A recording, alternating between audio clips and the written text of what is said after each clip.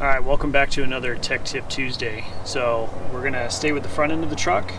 Today we are going to be talking about the Badland winch.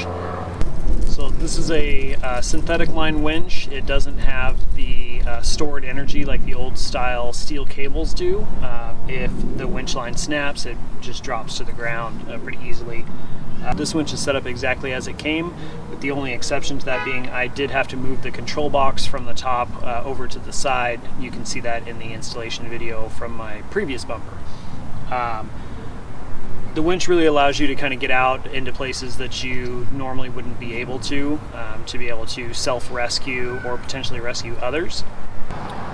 So you can pair this winch with things like a snatch block, a tree saver, any of those kinds of items to redirect your pulls. Maybe you are sliding, in some ice and snow, sliding off one of the trails, something like that. Had we had a snatch block when we got Josh's truck stuck on Montana Mountain in a previous video, we would have been able to winch him back to the top and recover his truck that night instead of coming back the next day.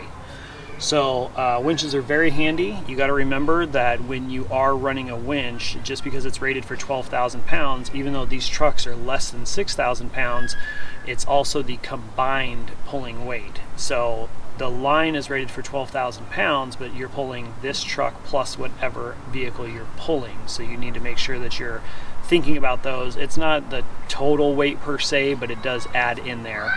So keep that in mind.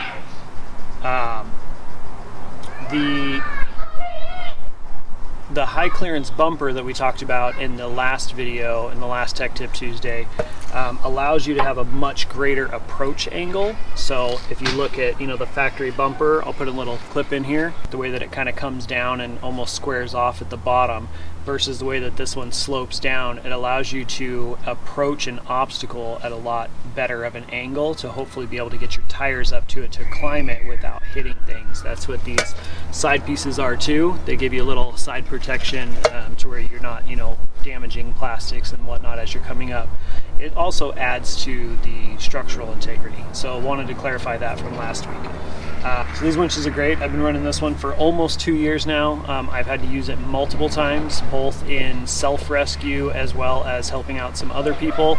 I haven't had any issues with it. It works every time. It's just great to have. The only thing that I would say, if you are running a winch like this on a high clearance bumper, you should try and look into one of the hookless fair leads. So it's a piece that replaces this as your fair lead. It's a piece that replaces this, and then it replaces this hook to where you have just the synthetic line. It basically wraps around an end. I believe Factor 55 makes them. They're a little out of my budget for the time being, but that's definitely an upgrade when I replace the winch line, because you should replace it every few years or if there's any signs of fraying or breaking. When I replace that winch line, then I will upgrade to that fair lead, and then this existing winch line will become an extension for basically emergency situations.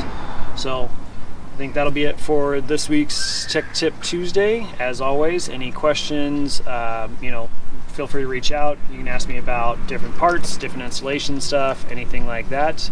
And next week we'll get into lighting. There's a whole bunch of lighting on the front end of the truck, so I'll kind of do the whole front end lighting, and then we'll move on down the rest of the truck. Thank you.